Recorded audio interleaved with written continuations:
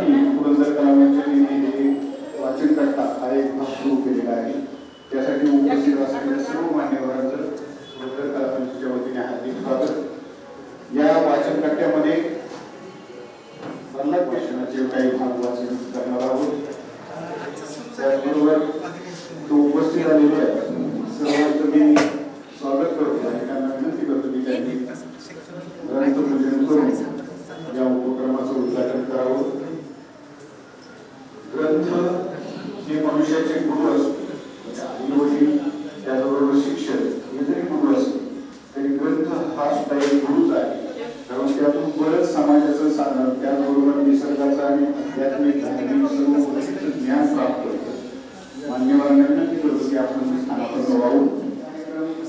आयोजित करणं पुरंदर कलावंतांचा हेतू काय आणि त्या बाबतीत